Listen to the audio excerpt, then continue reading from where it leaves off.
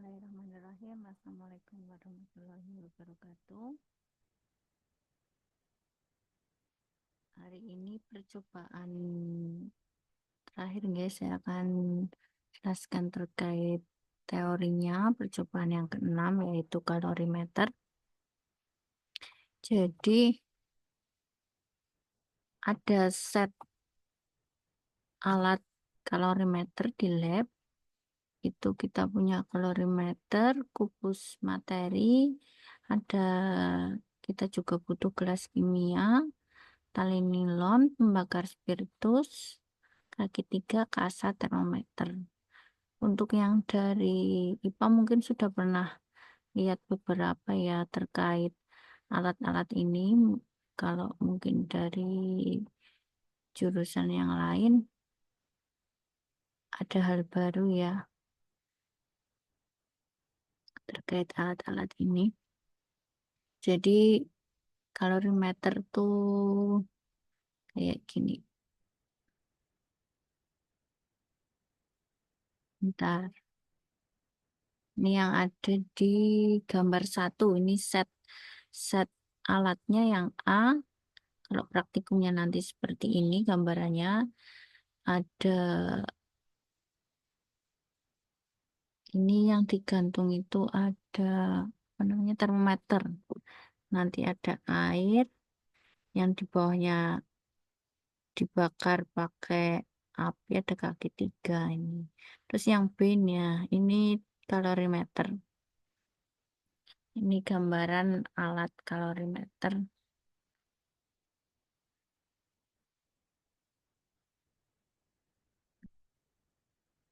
Jadi kalorimeter itu sendiri bisa digunakan untuk menyelidiki gejala fisis yang berhubungan dengan pindah energi dalam bentuk kalor.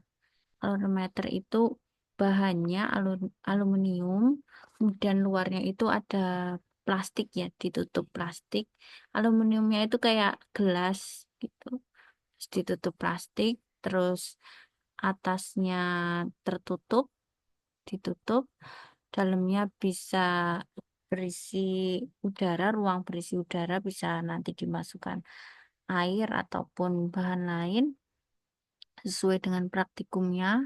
Kemudian karena kalorimeter ini tertutup, ini gunanya untuk menjaga agar panasnya yang dari luar lingkungan itu enggak masuk ke sistem kalorimeter.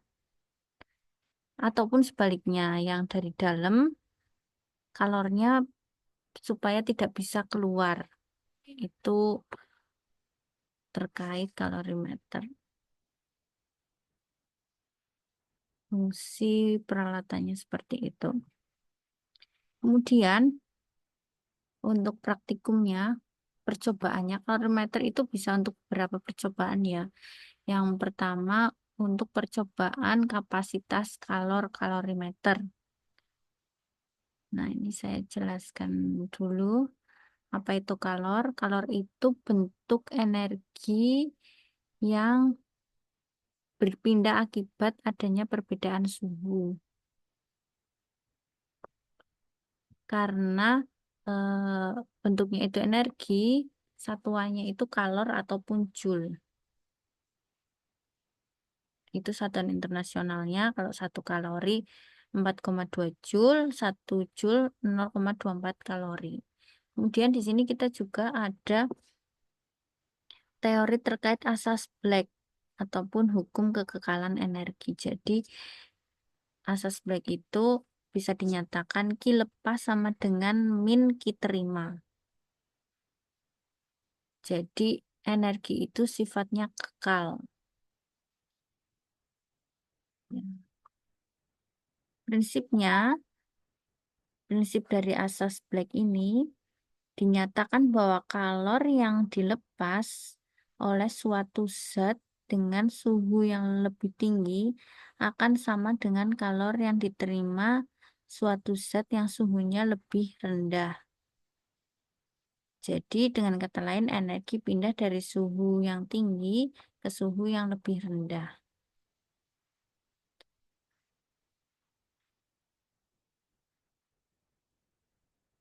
Atau juga pakai rumus. Ini ada rumus pertama Q sama dengan MC kali delta T. Nanti percobaannya bisa dianalisis pakai rumus ini. Atau Q sama dengan C kali delta T. Ini sama ya. Rumus sama-sama menjelaskan tentang kalor. Kalor itu Q, simbolnya Q. Kalau massa itu simbolnya M, C kecil. Yang C kecil ini kalor jenis. Kalau yang C besar, di rumus keduanya itu kapasitas kalor. Kalau T ini perubahan suhu yang akhir dikurangi suhu awal. Ini percobaan yang pertama, dirangkai seperti ini. Kemudian nanti diikuti langkah-langkahnya sesuai dengan petunjuk. Kemudian diisi pengamatannya dan terakhir dianalisis. Dianalisisnya itu pakai konsep tadi asas Black, Q lepas sama dengan Q terima. Karena tadi rumus Q itu M kali C kali delta T, ini kita bisa jabarkan ya, Q lepas sama dengan Q terimanya. Jadi diuraikan jadi rumus seperti ini, nanti tinggal diisi pakai data penelitian, data praktikumnya tadi. Tinggal diisi, kemudian dijawab pertanyaannya, dihitung kalor jenisnya. Kalor jenis kalorimeter. Kemudian bisa juga kalorimeter itu untuk percobaan kalor jenis. Nah, ini percobaannya menentukan kalor jenis suatu logam. Kita ada beberapa logam di lab, nanti bisa dihitung kalor jenis dari masing-masing logam. Rumusnya apa nanti? C sama dengan Q per M C kali delta T. Ini dibalik ya rumusnya. Karena yang diselidiki kalor jenis logam.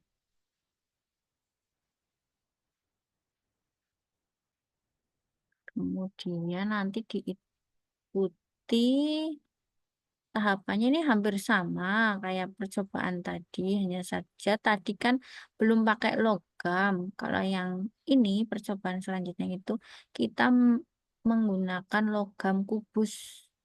Sudah kubus nanti dimasukkan ke air, diikuti langkahnya. Ada MT dan seterusnya, ini nanti dicatat datanya, data pengamatannya sama, kemudian dianalisis. Masih sama pakai asas Black, hanya saja ini kan eh, pakai logam ya, kalor jenis logam. Jadi nanti hasilnya beda, hitungannya akan beda karena ada logam yang ditambahkan di set alat praktikumnya. Besok insya Allah akan dibimbing asisten deh. Kemudian yang percobaan ketiga yang bisa dilakukan untuk alat kalorimeter itu menghitung kalor lebur es. Ini nanti pakai es. Kalau tadi kan pakai air praktikumnya. Nah, ini pakai es. Kalau lebur itu apa sih? Jadi perubahan wujud zat daripada jadi cair ya, meleleh, misalnya aja meleleh ataupun melebur. Jadi pada tahap itu eh, terjadi perpindahan energi kalor. Zatnya itu menyerap kalor sehingga zat dari es itu menyerap kalor sehingga melebur. Tuh, karena ada panas yang masuk sehingga mencair. Nah, ini nanti dicari jumlah kalor yang diserap es ketika mencair.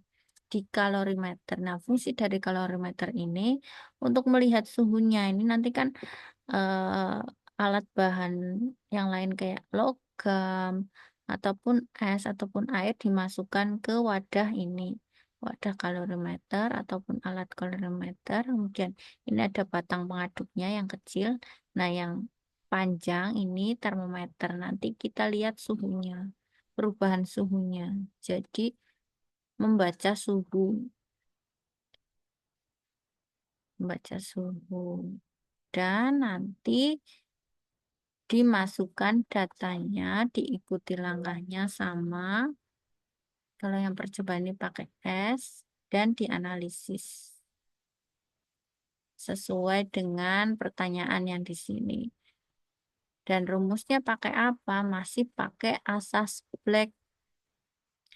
Kalau asas Black yang tadi itu dimasukkan ke persamaan, ini beda ya, persamaan yang tadi sama yang sekarang.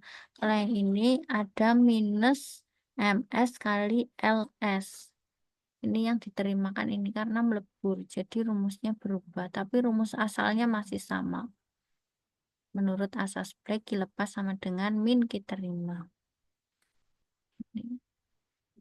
Ya, rumusnya menyesuaikan. Kemudian dibandingkan kalor leburnya secara teori seperti apa, dijawab. Nih, seperti itu.